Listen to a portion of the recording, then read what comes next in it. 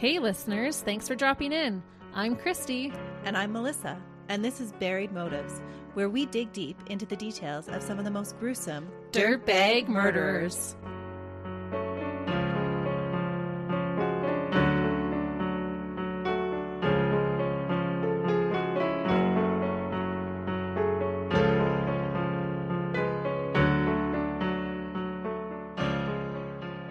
Hey listeners, Welcome back to Buried Motives. we're glad you're joining us.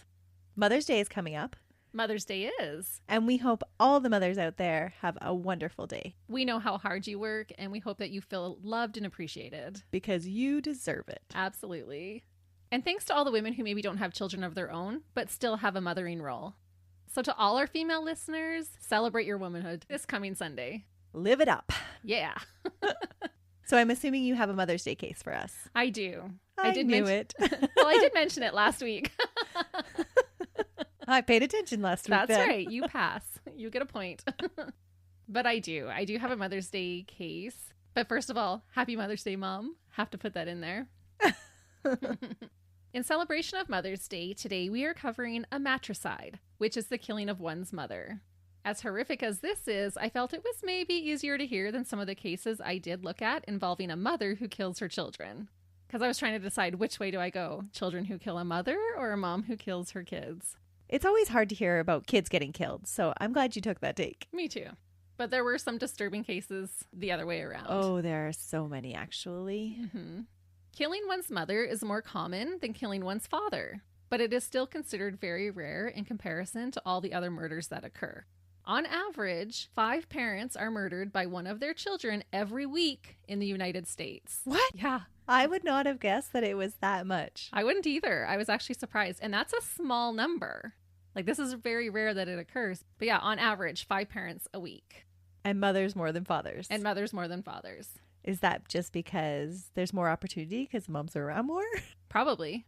That would be my guess. Mm-hmm. And how many of our murderers have issues with their mommies? Oh, absolutely. I've Yeah. got a case coming up just Oh. like that. Listeners beware. Our case today is unique in the fact that our victim isn't killed just by one of her children. Sadly, she is murdered by both of her teenage daughters. And the real surprising part is that these daughters just so happen to be twins, making this murder extremely unique. Oh, this is a good debate then. It is. Are they identical twins? They are identical twins. So their genetic makeup is the same. Exactly. Which we will talk about a little bit. Okay, you have piqued my interest. Good. That was my whole plan. I'm going to start my case a little differently this time. I usually like to start with the dirtbag's birth and follow the story in a sequential order. But this time, we're going to briefly start on the day of the murder and then jump back to the start. Oh, you're taking a page out of my book. I was like, I'm pulling a Melissa because that's what you like to do. So I'm going to try it out today and see how that goes. Sometimes I'm so random. I just got to tell you all the details and then I'll go back and tell you the boring stuff. But I think it will help with how this case actually unfolded in real life. On January 13th, 2010, a police officer was driving down a quiet road in the Bridge Ridge Walk subdivision of Conyers, Rockdale County, Georgia, in the good old US of A. Nothing seemed out of the ordinary until 2 teenage girls suddenly came running out onto the street to stop the marked car. Officer Chris Moon stops. The 2 girls are hysterical, screaming out about their mom being dead inside the house. Oh. They sputter out words like, dead, mom, blood. After entering the house on 2020 Appaloosa Way, Lieutenant Chris Moon said, quote, "It was the bloodiest scene I think I've ever been to. As soon as you opened the door, you could smell the blood. The copper iron smell in the air," which is just not a pleasant smell. When I used to work labor and delivery, it was a very distinctive smell. Yeah, blood really does have that smell to it. And it's a good way, that copper smell, to describe it. I've seen the crime scene photos and it is a lot. It is always shocking when you see those crime scene photos to be like, there is that much blood in a person that came out. Yeah, and spread out everywhere. Yeah.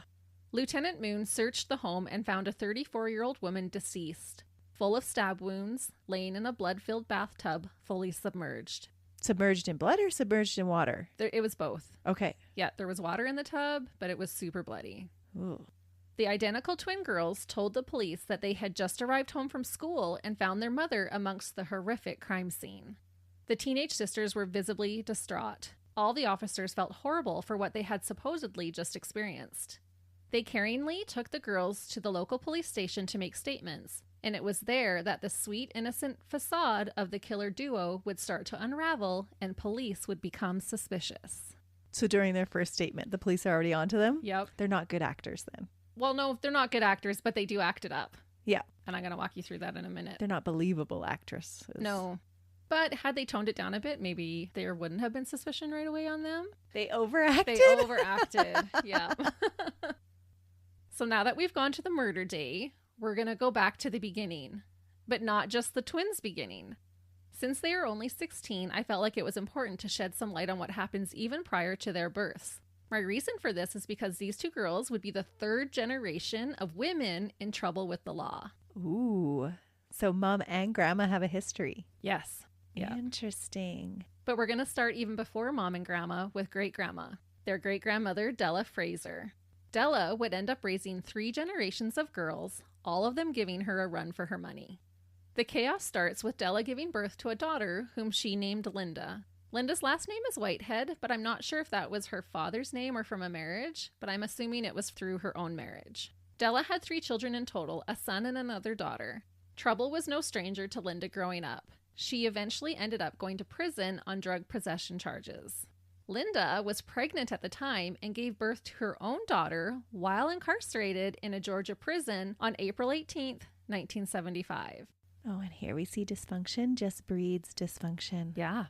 She named her daughter Jarmecca Yvonne Whitehead, but everyone called her Nikki. What? Yeah, I'm not sure how, but it's Jarmecca Yvonne Whitehead, but she goes by Nikki on all accounts. So that's how I'll refer to her. This baby girl, Nikki, took her first breath inside a prison and would ultimately grow up to be the woman brutally murdered in her own home almost 35 years later. So she had a rough start and a rough end. Because Linda was in prison when Nikki was born, Della agreed to raise her granddaughter. From all accounts, it seemed like Nikki would pretty much stay living with her grandmother throughout her childhood. I didn't find any sources supporting the idea that Nikki ever lived with her mother, Linda. Nikki would grow up rebellious, just like her mother had. She was described as a wild child. Well, she grew up in the same house as her mother, and so the environment probably didn't change. No, or I don't know if you inherit those obstinate attitudes either. But she would pretty much just come and go as she pleased. But coming up, I will challenge that thought about it being the parenting style. Okay. Yeah, I think it was more the child. There is a study of epigenetics that say trauma that happens in one generation actually continues for 7 generations after that. Right. So your trauma that you experience, you then pass on in your genetic makeup in the receptors that are expressed in your brain to the next generations. I have learned a little bit about that multi-generational trauma, and I think there's some of that going on here. Yeah. Della did try to keep her in line, but to no avail. At the age of 17, Nikki ended up pregnant, with no one to help her but her grandmother, Della. Finding out that you're pregnant as a teenager would be challenging, to say the least. But to find out you're pregnant with twins would be even more daunting. Oh, that would be awful. And Nikki was not ready to be a mother. Again, Della stepped up and agreed to help. Della had been a caregiver her entire life. Her own mother experienced a nervous breakdown when Della was only 12 years old. And so Della had to grow up sooner than she should have. And this poor lady, my heart just breaks for her throughout this entire case, because she's trying to hold it together for the generation behind her and the 3 generations ahead of her. That sounds awful. And when you're always in survival mode, you don't ever get a chance to develop any really good coping mechanisms. No, I just think bless her, because honestly... On November 27th, 1993, Nikki gave birth to identical twin girls, Jasmiyah Nikki Whitehead and Tasmiyah Janisha Whitehead. They were nicknamed Jazz and Taz, and so that's how I'll refer to them. But they're going to be like the Tasmanian devil? Well, yeah, honestly. Jazz and Taz. And I just thought, can you imagine how hard it would be to keep identical twins sorted with names so similar? No. Even like school teachers, like Jazz, Taz, how would you keep them straight? Jazz and Taz lived consistently with their great-grandmother for the first 12 years of their lives. So with their great-grandmother? So they're with Della. Della was Nikki's grandmother, and so now she's these twin girls' great-grandmother. And is Nikki involved in their life as well? Not a lot now. Okay. Nikki actually moved to Conyers, Georgia, I believe around 32 kilometers or 20 miles away. So she just kind of hands over her 2 twins to this great-grandmother. Yeah, brand new baby girl twins to Nikki's grandmother, which was the baby's great-grandmother. She wanted to go live with her boyfriend. She was still living and enjoying a partying lifestyle at the time. So, here, Grandma, can you just raise my kids for me? And she does. Della said about Nikki, quote, Nikki was a person who liked to go, and she stayed gone all the time. And she got in the wrong lifestyle. She started doing drugs and drinking and got in with the wrong people.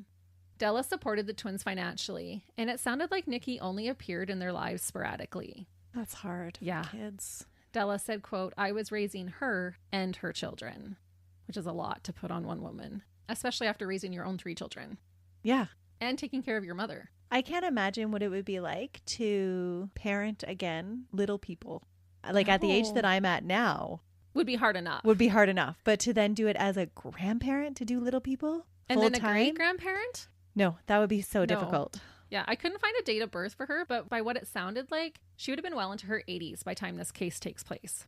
Wow. Mm-hmm. So she was taking care of infants in her 60s. Yeah.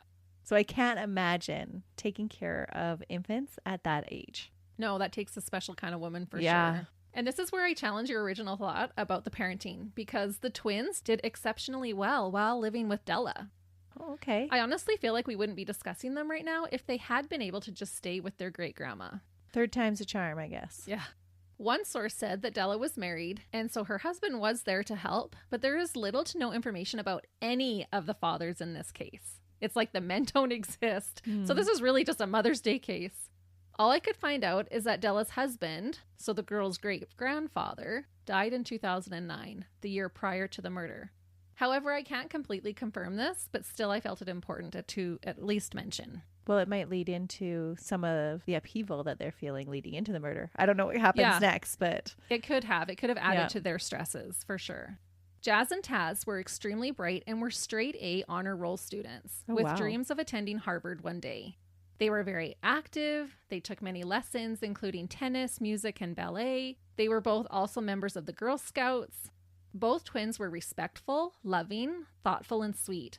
Essentially just really good kids. So Della had done a great job raising them thus far. So what happened? Well, I'm going to tell you.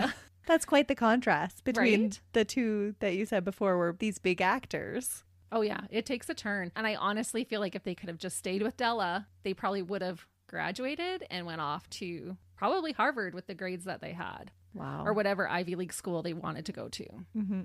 As Jazz and Taz neared the age of 13, Nikki started to make changes in her own life in hopes of having her daughters come and live with her. She dreamed of them all being one big happy family. Do you think she was watching her daughter's examples? Oh, I don't know. I just think that she felt like, now I'm ready. You know, like now she's in her 30s, she's ready to settle down and have her family. So she had matured enough then by that point. Yeah. Nikki started to date a man 30 years her senior. Robert Head was a truck driver and more established. Some speculate that she got together with him to better her chances of getting her girls back one day. Oh, she was plotting and scheming. Maybe, but it did sound like they had a long-term relationship. Like they lived together for quite a while, but I don't know if that played a factor because she'd been living this partying lifestyle. And then if she's finding this man 30 years older than her who, you know, has a good job and house and all that kind of stuff, right? She's going to have a better chance of getting her girls back. Had they been signed over to her grandmother? To Nikki's grandmother, yeah. Yeah, to Della. In 2007, when Jazz and Taz were 13, Nikki applied for custody of her daughters and her request was granted. The girls moved to Conyers to live with their mother and her boyfriend. This is the moment when the Whitehead twins' lives would go down a totally different trajectory.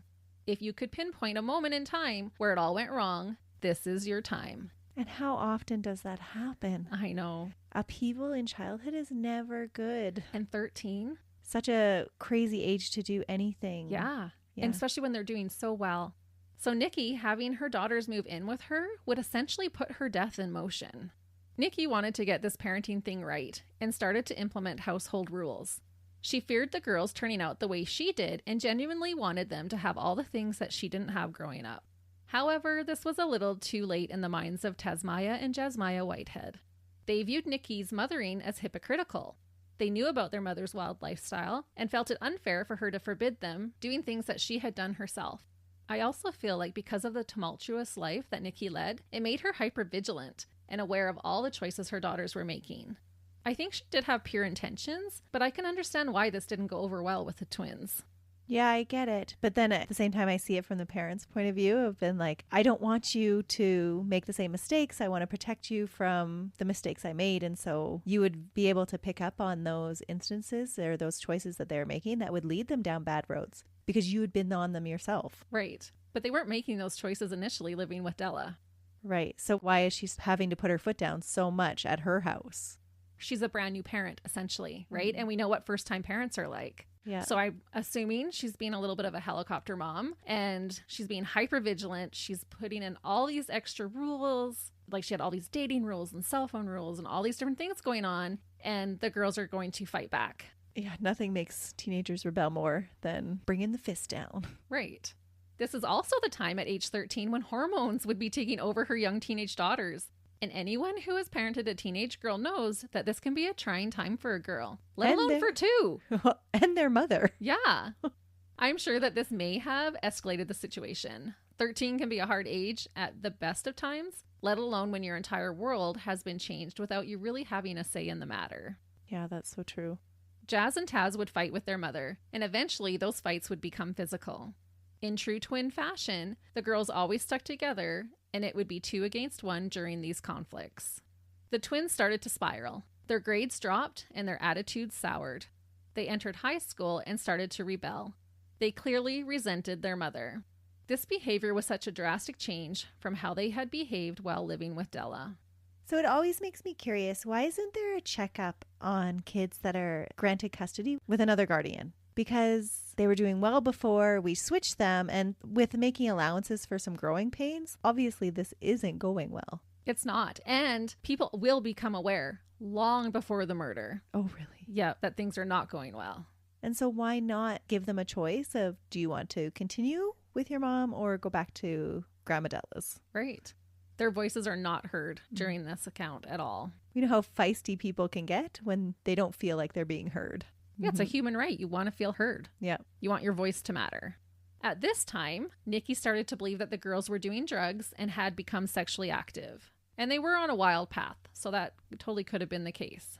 Things escalated after an incident when Nikki took away Taz's cell phone and a time when Jazz had snuck out to be with her much older boyfriend. Oh. Again, they felt like Nikki was being a hypocrite for not wanting the girls to date older boys when she herself was with a man who was decades older. Yeah, I can see how they would think it was hypocritical, but at the same time, like, oh, she's just trying to protect you from mistakes. I know. This is one of those cases where I can really see both sides of how it all happens. I feel like Nikki's got good intentions, and I can see how the girls would be feeling like their lives are turned upside down. Yeah. Nikki was trying her best, but she was quickly losing control of her daughters and resorted to calling the cops when things would get bad and when she didn't know what else to do. So the cops are being called multiple times. But they probably can't do anything. Well, police could. If you're always having a domestic violence calls coming in, kids could be apprehended, right? Yeah. But they don't. But what are the police going to do if my kid snuck out with her boyfriend? What are they going to do? Well, they're starting to get into physical altercations and stuff too right now, right? Yeah. Or if my child snuck out and hasn't come home, she's going to call my child's missing, that type of thing. And she's just a brand new parent, like I said, and she's jumping into teenagers. Yeah. So she probably didn't know what else to do. That's a hard thing to do. Yeah. And so I just feel bad for everyone involved. But I feel for Nikki, who had worked hard to turn her life around and just wanted to be a part of her children's lives. To make this situation worse, Nikki's mother, Linda, began to put a wedge between Nikki and her grandmother, Della. It seemed like Linda perhaps regretted not raising her own daughter and didn't want to see the same thing happen to Nikki. Della spent her life serving all of these women, and it seemed like such a slap in the face. Yeah, what issue did she have with her own mom? I don't know. Oh, interesting. Yeah, and Linda, she even went as far as to encourage Nikki to keep the girls away from Della. Oh, which would just make things worse. Yeah, especially when Della has raised them from birth to age 12, and then you want them to not even have any contact with her. She's essentially like their mother. You would think that to make this a successful relationship, that you would want to keep both parties involved. Like you would want to keep Grandma Della involved and mom. Yeah. And like start off with a co-parenting situation instead of just throw them to the wolves and hope they do okay. Yeah. And they were. That's a good way to describe it. Kind of, even though Nikki was trying her best, they would have felt like they were thrown to the wolves. Yeah. Not that Nikki's a wolf, but... No, she's not. But the situation to the girls would have felt like that. Or being thrown in a lion's den type of a thing, right? When will we learn that we just need to support people? Support is so much better than judgment. Yeah. She could have fostered a relationship between everybody instead of driving a wedge. Or said, gee, Mom, thanks for raising my daughter. And gee, thanks for raising my granddaughters. Yeah. In what should be your retirement years. Mm-hmm. One particular night, a fight had broken out, and Nikki called the police. Officer Myra Scruggs responded to the call. Upon inspection, she said the girls looked well cared for. They were clean, the house was clean and well cared for, they had closets full of really nice clothing, and appeared to have everything they needed. Jazz and Taz expressed to Scruggs that they didn't want to live with their mother. They wanted to go back to live with their grandmother. They said she had less rules. Officer Scruggs said the girls looked innocent. They were quite small. They were like 5 foot and 5'3", and really sweet looking. However, she could tell that Nikki was genuinely afraid of her girls. Scruggs said, quote, the girls seemed very innocent, very sweet, but the look in Nikki's face, she was fearful of those children. She knew they worked together. What were they doing to her to make her so fearful? Like they were actually beating on her. Yeah, they had gotten into physical fights. Oh. Jazz and Taz told the officer that they were okay and were going to just go to bed and that they would visit their great-grandma in the morning. Officer Scruggs left the house but had an uneasy feeling, so she stayed close, which I thought was kind of neat. She followed her intuition. And it only took 3 or 4 minutes for her to hear screaming coming from the house. Both girls jumped on top of Nikki and started beating her. Nikki had managed to break away and called 911, but the officer was right there and was able to run back towards the house as Nikki was running out with her phone in hand. That is craziness on the part of the twins. Here an officer's just been to your house. She's not even 5 minutes out of the house, and then they're attacking their mom again? Yeah. That's crazy. Well, they were probably angry at her for calling the police, and the police officer, she came in and had to inspect the house and talk to them. So they had enough time to cool down then? Right. And they had said to the officer, no, we're going to go to bed. We're fine. We'll go see great-grandma Della tomorrow. That's crazy. But they had also expressed to this officer that they didn't want to live with their mom. But they had also said that they would go to bed and calm down. Yeah. So I can imagine when the officer left, it was probably they must have went right after her. Oh, yeah. They were probably furious that she called the cops on them. Oh. So it probably ended up escalating the situation instead of diffusing it. Mm-hmm. Which is often the case with family violence, is that when somebody reaches out for help, it actually escalates the violence in the home. For sure. And that's why it's so dangerous when an abused spouse leaves an abuser. Mm-hmm. The twins claimed that it was Nikki who was beating them. They're like, no, she was beating us. That's why she called 911. I'm beating my children. Right? But the officer said it was clear that Nikki was the victim. She had scratches all over her neck and chest. The girls were totally unharmed. Nikki was hysterical, and neither of the girls showed any emotion. Any emotion? No emotion. In fact, Scruggs said, quote, talking with them, I didn't believe a thing the girls had said. You could have been 2 strangers and there would have been more emotion shown. Wow. So seems really cold and calculated. And so why is this not a huge warning to be like, this is not a good environment for anybody involved? Well, this one is a good warning because this incident actually lands them in juvenile court.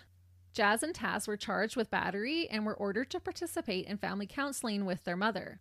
Della was involved in the counseling as well, and from what I could gather, they apparently saw 6 different counselors over time. That's not great continuity of care. No, it's not.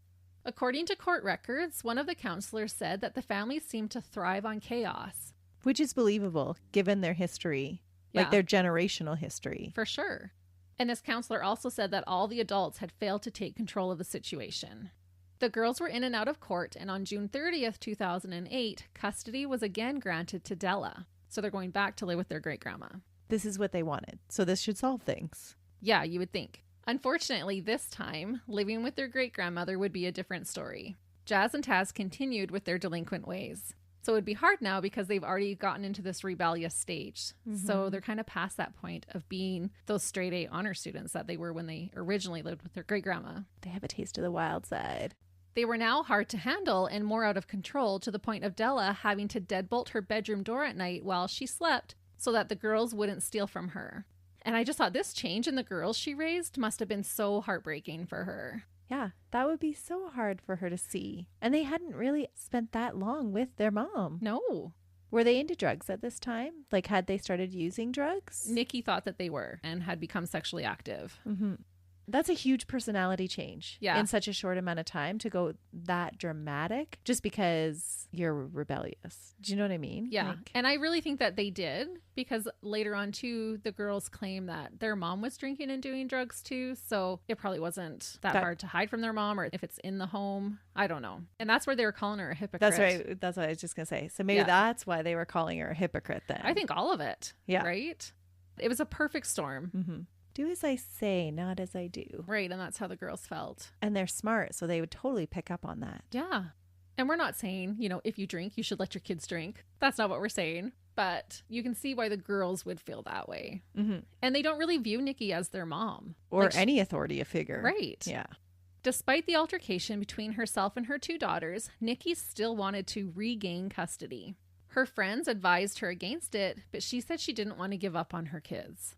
Yeah, but she doesn't have to have custody to have a relationship with them. Right. And it's just damaging their relationship. Mm-hmm. On January 5th, 2010, Nikki was again granted custody of Jazz and Taz.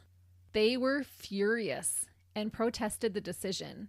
Despite their resistance, the court instructed the now 16-year-old sisters to return to live with their mother for a 2-week trial period.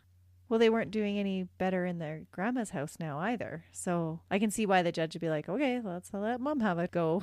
Well, I don't know that the cops were even called, though, while they were at grandma's. Oh, okay. Right? Because they've been living with grandma, and now Nikki has reapplied for custody. She's like, no, I want them back. So why does it get granted then, if there's such an obvious difference? I know. And the girls are vocally protesting this. And old enough. Yeah, 16. Yeah. We're not talking about 6-year-olds. So the judge tried to compromise and said, okay, we'll go for a 2-week trial period. And a status conference was set for later that month on January 19th. About returning to their mother's house, Della said, quote, they begged and pleaded with the judge not to send them back there. They cried and screamed. Oh, wow. So I just can't see how that judge would do it. No. It's just a recipe for disaster. And at this time, you said they were still quite wild, even at Della's house. Yeah. But I don't believe they ever got into a physical fight with Della, or, there was that kind of abuse and toxicity was not happening. It wasn't quite as bad. Right. They were stealing from her, though. Mm-hmm. They had learned some bad habits. The following week, after the girls moved back in, Nikki would call the cops on her daughters 3 times. In 1 week? In 1 week. And my question at this point is, why the heck are they left there? This was supposed to be a trial period, and it clearly was not working. Trial over. Right. 3 times in that first week that they're there. I feel like they should have been apprehended after the very first call that week, and they should have gone into care.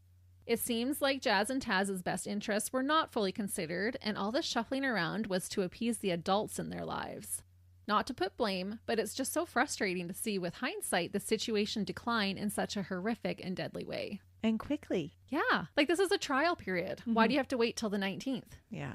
3 times being called. I was blown away when I read that. That seems unreal. Yeah.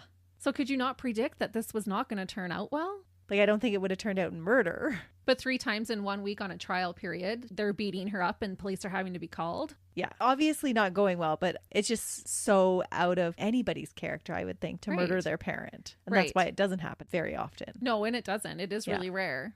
But I do feel like, after that first call, they should have just been apprehended. Yeah. And maybe not even sent back to Della, but placed in care. Yeah, somewhere other than this environment, because that one's not working. Right. But I don't think that anybody could have anticipated that they would murder her. No. But this is a pattern of escalation. Mm-hmm. But family court is just so hard. Mm-hmm. It's really tough when making decisions about that. Despite Nikki desperately wanting to reconcile, she would not make it through the trial period alive. She would be brutally murdered just 8 days later, after having them back in her home. Now let's return to the day of the murder, January 13th, 2010. To quickly recap, Taz and Jazz flagged down a passing police car in a frenzy, screaming about having just found their mother viciously murdered. The police find their mother stabbed to death in the tub. The crime scene overwhelmingly smells of blood and is one of the worst the local law enforcement had ever come across up to that point. And the girls are taken to the police station to give their statements. So that's where we're going to pick back up. They're very dramatic statements. Yes, they are. Lieutenant Moon said, quote, we were treating them as victims, witnesses who had come home and found their mother dead. That makes sense, because that's what you would think. Yeah. They were so hysterical when they flagged her down.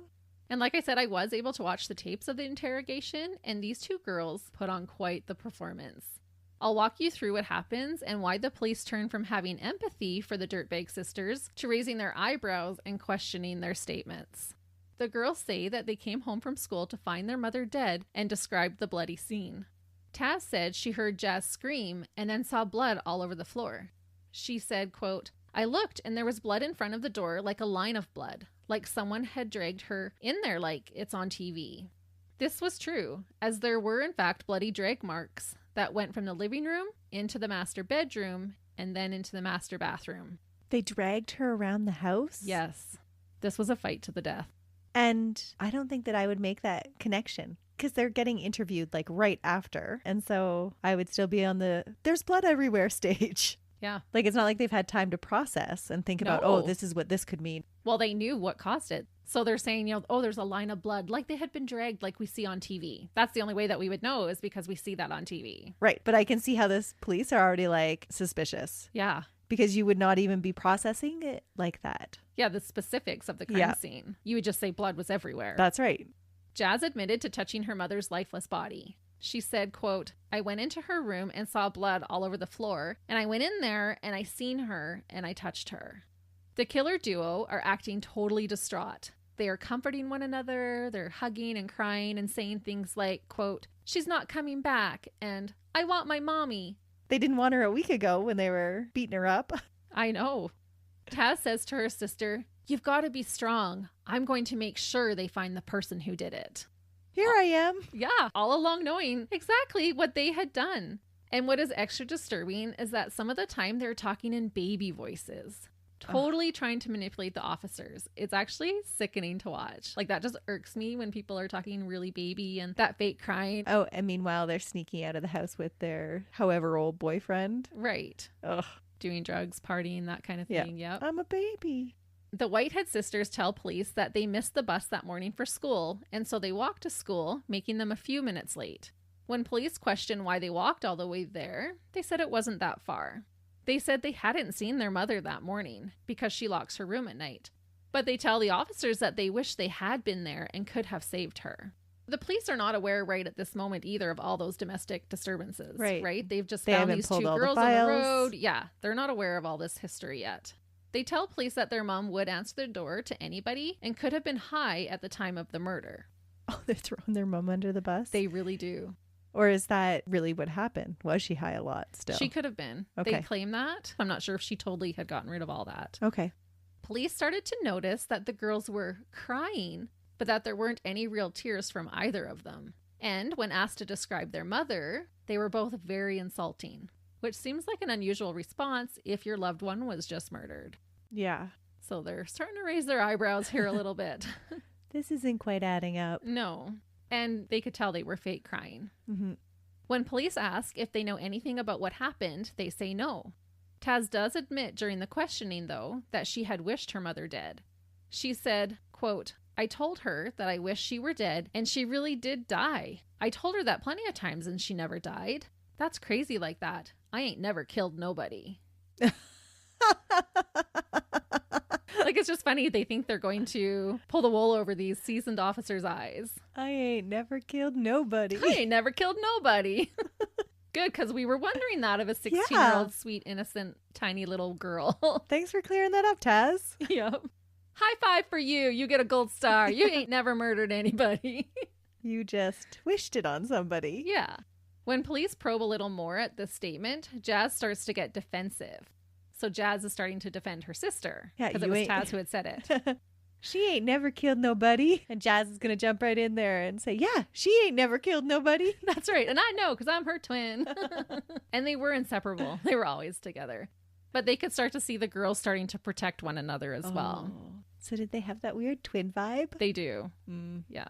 Sorry for any twins out there. There's a connection, though, between twins. Oh, there absolutely is. Yeah. They talk about that later, too, like after the crime, how they didn't even have to say too much to each other, just kind of knew what to do. They also noticed that both girls were wearing gloves and requested that they remove them. When they did, police could see that both had cuts and what looked like bite marks on their hands and arms. Okay, this is in Georgia, right? Yeah. In the summer? No, January. I thought you said June. And I was like, What the heck are they doing with gloves on their hands? And why did nobody notice before this? No, it was January, so it wasn't weird that they came in with the gloves on. But they hadn't taken them off. Right. They had been questioning them for some time and they still hadn't taken them off. So that's when they asked them to remove them. Because even when you first come into a room, sometimes you'll leave on your scarf or your mitts or something if you're cold. I don't know how cold it gets in Georgia, though. Let's look that up. Now, we will have to remember that we are Canadian and probably they're a little bit more sensitive to the cold than we are. That's true. 53 to 39. So an average low temperature of minus 2.4. It's their coldest month. Oh, so that's Chinook weather for us. That's what I said. We'll have to be mindful that we might not have the same cold tolerances. That's true. Because that's a balmy winter day for us. It is chilly, though, and you could see why maybe they would have their gloves on. Yeah. And that's their coldest month. Okay, but they kept them on. They did. And they had it on, not because it was cold. They were wanting to hide all that evidence. This is why it took the police so long to notice that they hadn't taken their gloves off. Yeah, because it wasn't June. Yeah. When it was warm. Police give them clothes to change into and take the clothes that they were wearing as evidence. The girls said they were the clothes that they had worn to school that day. Police told them that they just had to apprehend the clothing since they were at the crime scene. When a detective asked Jazz what happened to her hands, she replied by saying she had gotten into a fight. When questioned with who, she said with her sister. Oh, that conveniently explains Taz's hands then as well. Yes. She just conveniently left out the part about her and her sister fighting to the death against their mother. When the police asked them if there was anything that they could do for them, they gave the most bizarre and incriminating answer ever. Any guesses what they asked for? A lawyer? No. Did they want to call their grandma? No.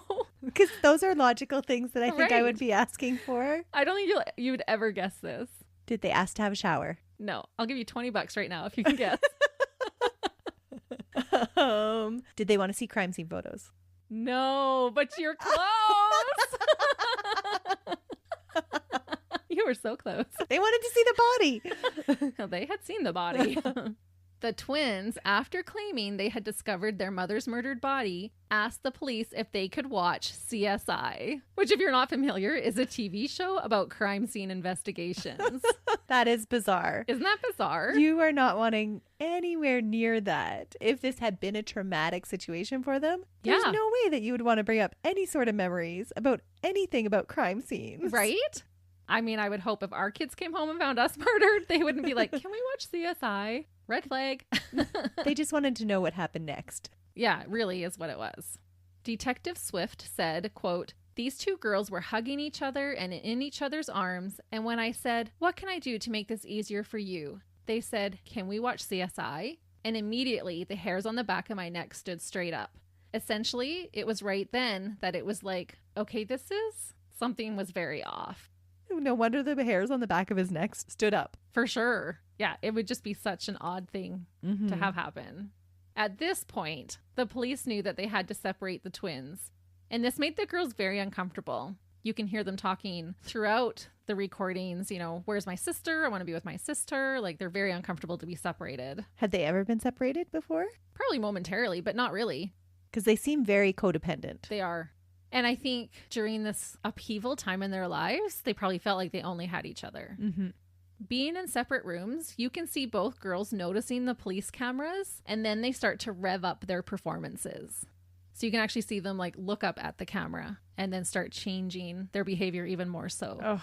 Taz starts to rock back and forth a bit and talks out loud. Things like, "I can't eat. Mama's dead. Stupid scratch. They're going to blame this whole thing on me because of a stupid scratch." And then she started to pray out loud, "Please, God, I really want them to catch this person." So she's trying to look like she's so distraught.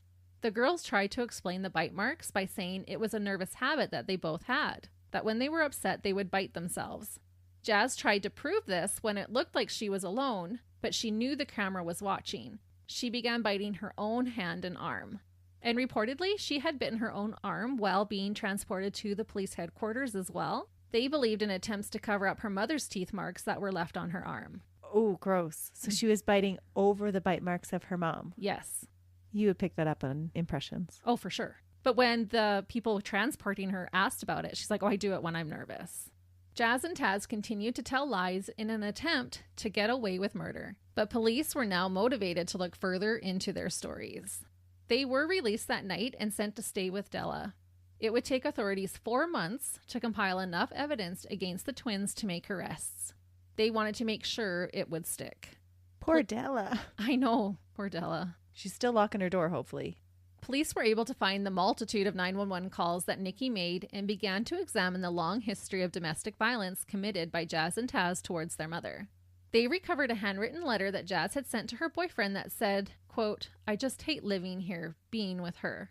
When police pulled surveillance tape to see if the girls were telling the truth about walking to school, they discovered that the girls walked to a gas station and then hitched a ride with a stranger. They arrived at school 2 hours late, not just a few minutes like the girls originally stated.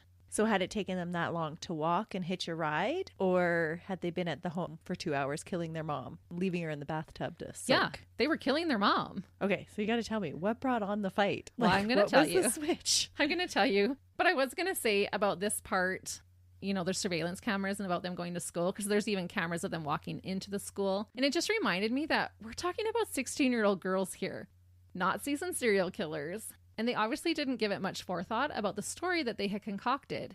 It would be so easy for police to discredit this part of their story, but that's what they went with. So then the murder wasn't pre-planned. I don't think necessarily that it was, but it was maybe in the works and brewing. Police checked other suspects as well, and I felt like there was really good police work in this case. They looked into the girls' father, but he lived in Canada and was there at the time of the incident, so that cleared him. The girls had also notified the police originally, so in their first interview, that their mom was in a love triangle. They said she was living with Robert, but also had a second boyfriend named Joe. Ooh, love triangles can be dangerous. Yeah, you just taught us that last week. They told police that Robert had caught Nikki talking to Joe on the phone and he had confronted her about it. It sounds like she may have had a second boyfriend, but that part is not really relevant. It seems like the girls were just trying to shed suspicion elsewhere. Police did not ultimately indicate Robert or Joe as suspects. They were cleared after DNA testing.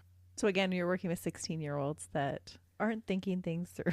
When police examined the crime scene, they found a pair of brown boots with a significant amount of blood on them, tucked away in a shoebox.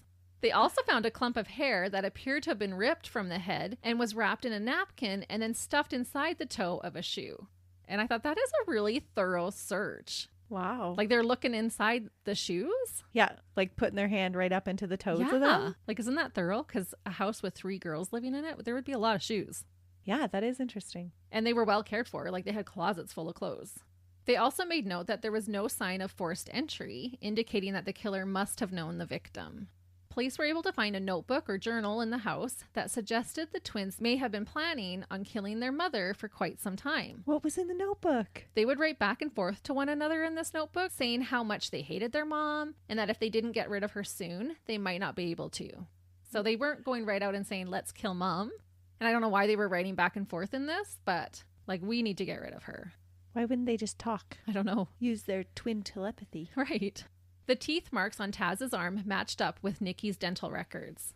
And when her autopsy was performed, the coroner found human hair between Nikki's teeth. Oh, gross. Proving that she had fought back.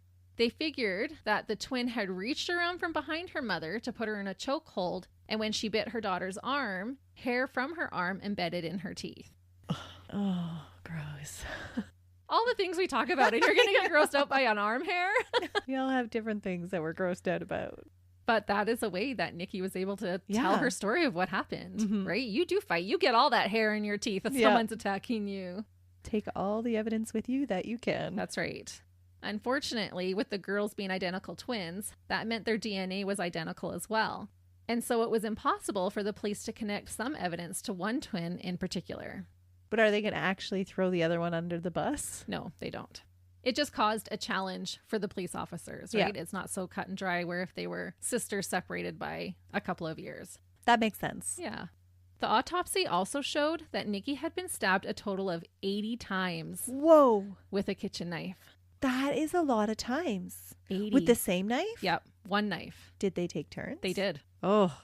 Her stab wounds were so bad that her spinal cord was almost completely severed. This was a personal and rageful killing. So was she in a fetal position while they were stabbing her because they got her back? Well, when I start to read through their actual confessions, they were everywhere. And I do think I know maybe the time that this part happens, Oh, okay. which I can point out when we get there. But it was a fight through the whole house. It wasn't just a one and done. Like those 80 stab wounds were not consecutively given, one right after the other. So they would stab her a little bit, let her run, and then stab her some more? She fought. Okay. She fought to her death. Mm. And so, yeah, she would fight and then... Get away and then... Yeah. Okay. And that's why there was blood everywhere. So what were the drag marks? Her dragging herself away or them dragging her? Them dragging her. And we'll get to that. Okay. Wait a minute. This was me with your last case, too. I was like, I just have so many questions and I just want to know. During the 4 months that it took for the police to compile enough incriminating evidence, Jazz and Taz just carried on with life like normal. They seemed happy, they hung out with friends, and they even attended a school graduation celebration. And you can see pictures of them online, all dressed up and smiling for the picture. And this is just months after they've murdered their mom. Did they pretend to be sad at all that their mom was gone? Well, I can't say for sure if they did, and I didn't put this in here, but Linda, she had said about how at their mother's funeral, they wouldn't even walk up to the casket. So they just seemed very disinterested. Disinterested or not wanting to see your handiwork or... She made it sound more malicious. Okay. In May of 2010, on the last day of school before summer break, police made their move and finally arrested Tasmiyah and Jasmiyah Whitehead. They wanted to act before the girls had the chance to take off for the summer. They were worried that maybe they'd take off and not come back. They were headed for Canada. Yeah, probably. Everybody heads to Canada. That's right. We don't want you. Go somewhere else. No dirt bags allowed. That's what it should say at our border crossings. That's right. We grow enough of our own. That's right. We do. I feel like we obviously don't have as many, but the ones that we have are bad. Oh, they're so bad. Yeah. Yeah. They picked up Taz from home and then apprehended Jazz from school. Both girls were charged with felony murder and aggravated assault in the death of their mother, Jarmecca or Nikki Whitehead. If it went to trial, they would be charged as adults. And which they should be. They're making big girl decisions. They should be charged as big girls. Yeah, at 16, I agree. The detectives were super sneaky and stealthy. Like I said, I'm so impressed with the detective work in this. They decided to hide a microphone in the back of the cop car before picking up the girls in hopes of catching them saying something incriminating. Oh, and they'll purposely leave them in there for longer periods They of did. time. They absolutely did. And this is likely why they arrested them together. That is awesome. Because normally you would send 2 cop cars, right? Yeah. To pick them both up so that they could pick them up at the same time so one couldn't warn the other. And usually you keep suspects separated. Yeah. Mm-hmm. But they're like, nope, let's pick these girls up together. And they totally rigged up the back with microphones. That is awesome. Yeah. Good job, please. Good job, Georgia. I listened to the recording and the girls are clearly frustrated and become angry and start talking smack like they are the baddest queen bees around. Oh, really? Yeah. It's not funny, but it is comical because it's just that juvenile attitude, Yeah. right? They think that they're untouchable. Yeah. They talk about how they're not going down for something they didn't do. They talk about how terrible the evidence is against them and almost taunt the police when Taz says, quote, "The day you find a murder weapon with my fingerprints on it or something, please do that. Please find a murder weapon and then it'll be different. For real." Okay. Yeah. This is probably not what the police thought they were going to capture on tape. No. And they were talking about like the dang bite marks. Like, we're going to go down because of stupid bite marks. Like, get real. Like, Oh, they're okay. just totally putting down the police while Yeah. they're talking about it. At one point, the cops are outside talking to other officers, and this is where they're making them wait, right? Yep. You can see in the video the officers outside, and the girls start getting impatient and mock the cops. Jazz says, quote, "What the F are we waiting for?" And Taz responds with, quote, "They have an effing coffee and donuts and having a jolly old time. They don't care." She also yells out, quote, "Read my rights, mother effer." So it didn't work. Like, they're not incriminating themselves, but they're like angry and like lashing out. And that was only a small little snippet of what they were saying. They don't like authority figures. It's very clear. Yeah. Like, I was thinking when I was 16, if I was sitting in the back of a cop car because I had just murdered my mom. Sorry, Mom. I would never do that. Happy Mother's Day. But if I was in the back seat, I would literally be peeing my pants. Like, I would not be, "Read me my rights, mother effer." Like, I would never. That is pretty brazen. Yeah, cut from 2 different cloths. I would probably be crying and like, well, I'm going to jail forever. It's all over for me. Right? Yeah. Confessing. Yeah. I'd be like, "It was her." Sorry, sister, for throwing you under the bus. But yeah, it was just surprising to me how they were acting. Surprising, but not at the Yeah. same time, right? The 2 girls were sent to separate jails to await their trial. It took 4 years to sit in their rooms and think about what they had done before they would finally come clean about their actions. That's a long time out. It was. Taz and Jazz agreed to a plea deal to avoid a trial. As part of the agreement, they gave a detailed account of what really happened that chilling night. I was able to find the transcripts of their confessions, and it is so chilling to read. I'll give you the shorthand account because it is pages long. I'll also be going more so off of Jazz's confession as it is more coherent. Taz claims that her memories come in snippets. Oh, so she was in a state then. She might have been, if she's being truthful, because hers is much harder to understand and follow, where Jazz gives a pretty coherent, sequential account of what happened. Okay, so back to that morning. We have revisited this morning 3 times, Christy. We have. Well, and actually, I lied. We're going to start the night before. Okay. Yeah. The girls had stayed up the night before the grisly murder until 2 or 3 in the morning. They said their mother was drunk and possibly high that night and was acting all paranoid and picking fights with them. So they went to bed angry. And they said she did this often. They went to bed at 2 o'clock angry? Between 2 or 3 in the morning. They had been out really late. They came home. They said mom was drunk and high. Agitated. And then she would be like, check under the bed. Like she would do all these like weird things. Like she would get super paranoid and she was annoying them. And so she was kind of picking fights with the girls is what they were saying. So they were angry already when they went to bed. Okay. Consequently, the next morning, they did not want to get up and go to school. Nikki tried to get them up and wasn't taking no for an answer, which is understandable. If your teenage children make a choice to stay out late on a school night, most parents would feel that having to get up even if you're tired the next day for school would be a fitting consequence. Yeah, that's allowing natural consequences. That's right. But the girls weren't having it. Remember, the cops had been called 3 times already that week, and they had protested having to go back and live with their mom, so tensions must have already been really high. Mm-hmm. And I feel like at this point, they just weren't listening to anything Nikki was saying. And probably purposely aggravating her, too. Right. They were all standing in the kitchen. This is where it starts. The girls were wearing tank tops and shorts, while Nikki was in her nightgown. And I don't know why I included that in there, but that little detail stuck out to me for some reason. That they're dress matching, so it's like 2 against 1. Yeah, and even like what they're wearing, they could move around and fight in that much easier than their mom in a nightgown. Oh, a nightgown. Oh, I never thought about it. Yeah. Nikki was yelling at the girls that they were going to live by her rules and began calling them degrading names. The twins claimed that their mother then picked up a pot that was sitting on the stove and started to smack them with it. Everyone was screaming at each other at this point. Taz managed to knock the pot out of Nikki's hand. Nikki then grabbed a nearby kitchen knife and yelled at her daughters to get back. She was jabbing at both of them. She's fearful. So she's scared, yes. Taz sustained cuts on her hands trying to get the knife away from her mother. Jazz admitted to hitting her mom in the head with the pot. They raced around the kitchen dinette and then the struggle moves into the living room. Nikki manages to get on top of Taz and starts trying to strangle her. Jazz grabs a bright red vase and smashes it over Nikki. She said on the head, neck, shoulder blade area, making her bleed. Okay, so why couldn't they find Taz's blood in the kitchen if she was cut trying to grab the knife? They do find it all over. They just can't tell which girl's is which. Oh, okay. So Nikki had gotten on top of Taz, and Jazz smacks her on the back of the head with the vase, knocking her over. Nikki is stunned for a moment, giving Jazz the opportunity to climb on top of her. Nikki manages to bite her in the neck. Meanwhile, Taz picks up the kitchen knife. In this part of the struggle, Nikki bit onto Jazz's chest and wouldn't let go. Jazz tries to punch Nikki off of her, but it's not working. She said her mom was stronger than them. This is when Taz would inflict the first of 80 stab wounds.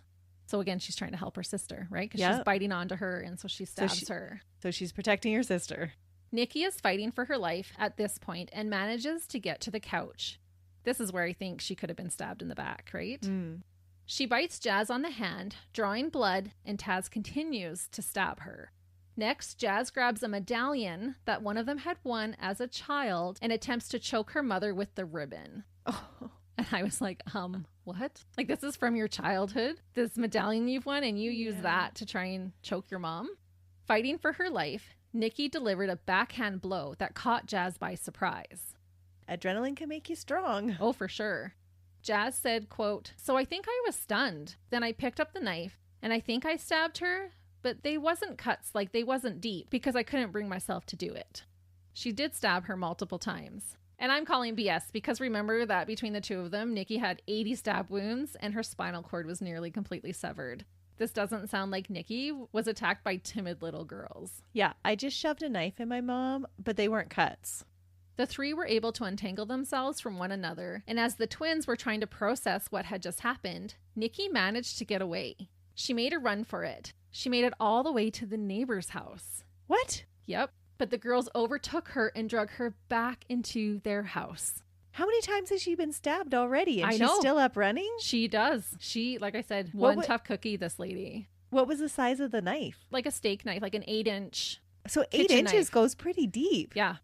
When interviewed, the neighbor admitted to hearing the doorbell and someone screaming. But because it was so early in the morning and he was still in bed, he unfortunately just ignored it. Oh, that's too bad. Can you imagine finding out later afterwards what had happened? No, that you could have saved somebody. Yeah.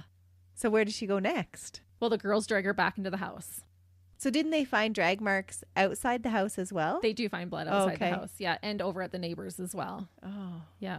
After stabbing their mother, beating, choking, biting, and screaming, Taz grabbed their mother by the hands and Jazz grabbed her by the feet, and the two drug her to the bathtub that they had filled with water and put her in. Taz made a comment about how heavy her mom was. Like, this was hard work. So this was after she was like unconscious and not fighting back again? No, she's still conscious. Oh. Yeah, but she's slowing down now. Are they thinking they're going to drown her now? Like, why the tub? Well, they did talk in their confession about their mom talking about being really cold. So they put warm water in the tub and put her in there. That's what they're saying. Okay. They don't try to drown her. It's just a bizarre thing. It is. You've stabbed her 80 times and now you're going to try and make her comfortable? Like it's remorseful now? I don't really think it is, to be honest. And I'm not sure why they put her in there. Maybe it was to contain the blood. Yeah. I don't know. Once in the tub, Taz said, quote, "I guess she's on the verge of dying now. There's a lot of blood. She's missing some of her braids. She has braids like mine, but it was weave. I guess we pulled her hair and a braid came out. I'm missing hair. We all missing hair. And she just got a whole bunch of cuts on her and her head's bleeding, and I guess from the vase. And she's just bleeding everywhere all over the floor." So maybe it was to contain the blood. Yeah. Nikki lay in the tub, slowly dying, talking to her girls. And I just can't even imagine what was going through Nikki's mind. Like begging them to take her to the hospital, maybe? Well, that's not what they claim. Oh, and I don't okay. know how truthful they are. But when asked what her mother said, Jazz said, quote, that she hates us. She hates us. I guess the same thing. We're going to jail. We're going to jail. So they're making it sound like she's just angry right to the very last moment. Like, I hate you girls. You're going to jail. Well, I think I might be telling my killer the same thing. Yeah. It's definitely not a loving goodbye, that's No. for sure. But if you've just been tag teamed basically by your two kids, Yep. you might not be like, I actually love you. Yeah. When asked what she said to her mother in return, Jazz said, quote, I'm sorry. I told her I was sorry. Not just sorry for things, but for everything, that we couldn't get along and stuff. The girl said that Nikki went under a few times, and then that was it. Jazz and Taz claimed that they were in shock. They said they cried for a long time and couldn't believe what they had done. They discussed what to do next, but didn't know if they should call the police, go to school, or go get a neighbor for help. They didn't really verbalize their plan. They said it was just a twin thing to know what to do. And so what time of the morning is this? Like 7 a.m. Okay. And that's why the neighbor was still in bed. It's early because she's trying to get them up for school. So they could still make it to school in time at this time. Well, I think this took a little bit of time. The girls made an attempt at cleaning the crime scene. They showered and put their bloody clothes in the washing machine. However, it did not take long for them to decide it was nearly impossible to clean up that much blood. Yeah. They had even poured like a whole bottle of detergent on the carpet. Like they were trying, but then was like, no, this isn't going to work. Instead, they decided that they would go to school. First, they collected a few items of evidence, including the kitchen knife, and put them into a plastic bag. This evidence was never found. Oh, did they ever say where they hid it? They did. Okay. They walked to the gas station, threw the bag of evidence into a dumpster along the way, hitched a ride to school, and then just carried about their day like everything was fine. I was going to ask you, did they appear normal on all the surveillance tapes that they were seen on? Yep. They're just casually walking to school. They can see them hitch a ride. They can see them entering the school. Yeah, just like they were, we overslept. Yep. Jazz and Taz admitted that when they got home from school, they were expecting to see the police and their mother already taken from the home. Apparently, re-entering the house and seeing what they had done was totally shocking for them.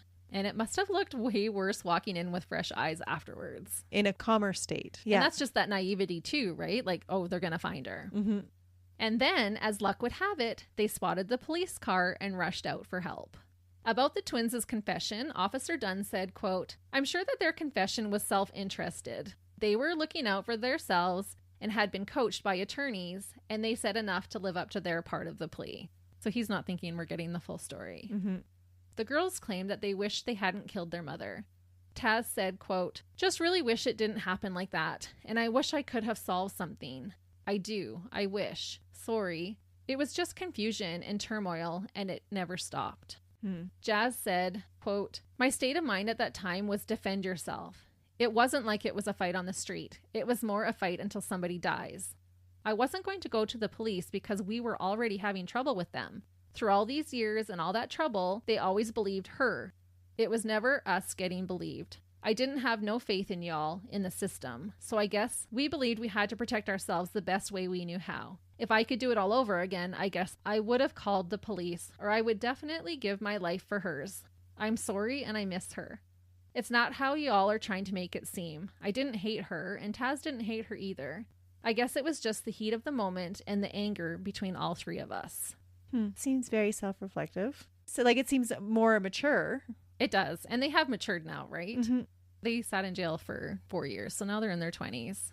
Taz pled guilty before the court in January of 2014 to the charges of voluntary manslaughter, making false statements, and possession of a knife during a crime.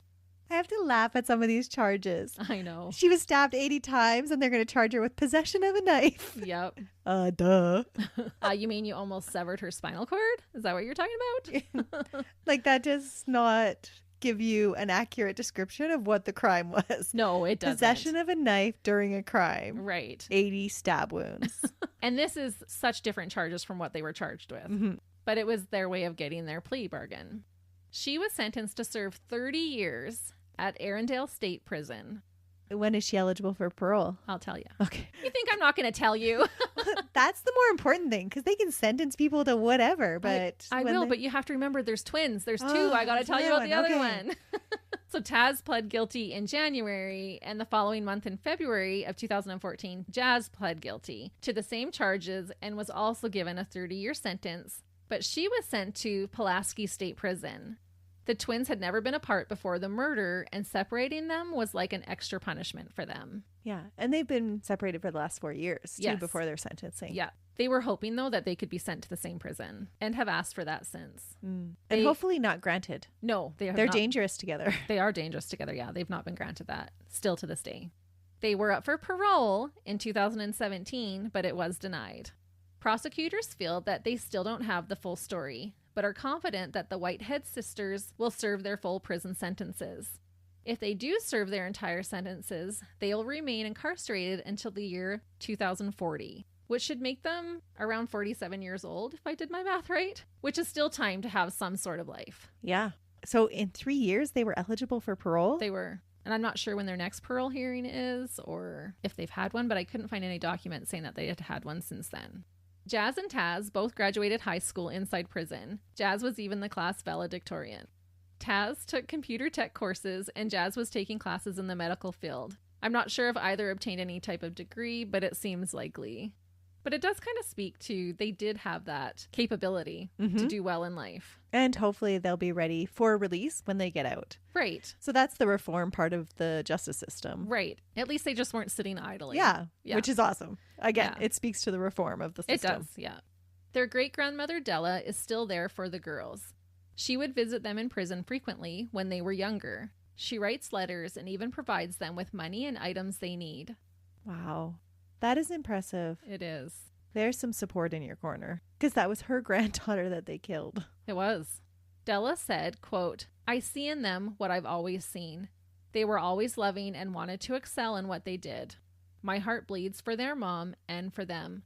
I can't bring Nikki back, but I can hope and pray that God will help them be productive." Yeah, that's a good perspective. It is. Because you can't take it back. You can't. can't undo it. And No. so at least if they could be productive and make something of themselves, it might make it a little bit better. Yeah.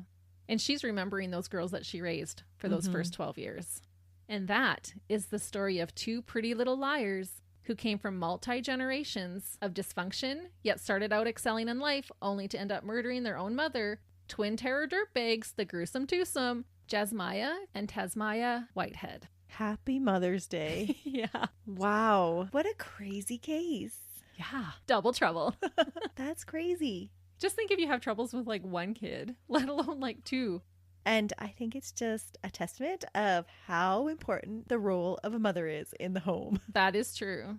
That's too bad to actually go from that extreme of being like a straight A student and being successful and headed to Harvard, and then you end up in prison. Yeah. Spending the prime years of your life for 30 years in prison, if they end up staying there that long. Mm-hmm. Which do you think they will? The one statement from the officer said he's confident that they will, but it's hard to say because Doesn't happen very often. it doesn't happen very often. Yeah. And when they're 16, and they are being productive in prison, I feel like there would be a chance that they would get out. Mm-hmm. There's definitely a case that they could make that those were teenage brains that made those decisions. We've matured now. Look at, we're going to be productive society members. And yeah, we were under duress, being moved around. yeah. I was thinking, though, because they won't get out until they're 47, if they stay the whole time, there's a good chance they'll never be mothers. Oh, that's true. So that could stop this generational break trend. the cycle. Yeah. Yeah. Even though Della did have other children, but I didn't see that there was problems with her other daughter or her son. Yeah. And just because you have that generational trend doesn't mean that you're destined for that life, right? Right. Like you can break that cycle. Yeah. And it seemed to just flow through the women in their family tree. That's why we need strong mothers. That's right. So with that being said, we hope all you moms out there have a really wonderful Mother's Day. But join us again next week. See ya. Bye.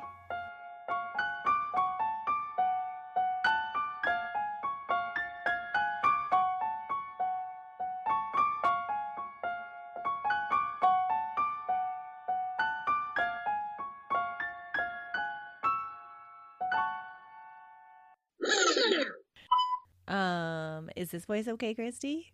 Can I use this voice? What about this voice? It was the bloodiest scene I've ever I had an extra ever. Maybe that's what he did say. Maybe. He just wanted to emphasize that it was a lot. Sorry, I just needed to take a breath. Oh, I was like, do you need the word? Zen, as we talk about murder. Yeah, I have opinions about that, but we won't air that. I found another one. How many lemon seeds are in there? Why would I get them both? Is that your Pepsi and lemon? No, it's water. Oh. My Pepsi's gone. Christy needs Pepsi to keep her awake. I do. See, They're you coming- think happy thoughts. I'm thinking like, somebody's being Getting murdered murdered. outside. And here we are joking about it. And then it'll be on our podcast. January 13th, 2020. 2010. Oh my gosh, what am I with my numbers? And what looked like bark mics. Bark mics. What's a bark mite? That could be some kind of like weird bug. So drugs do to your brains, people. And I just wanted to I'm not going to promote violence, but was that rude to say? If I was dueling to the death, that's what I'd want to wear. The girls made an attempt. There's 3 A words altogether. Are you being serious? Yeah. Okay. I just can tell by your face expression. We love Della.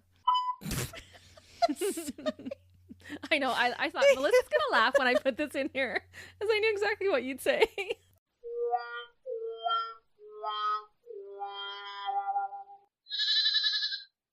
Another Sound Off Media Company podcast.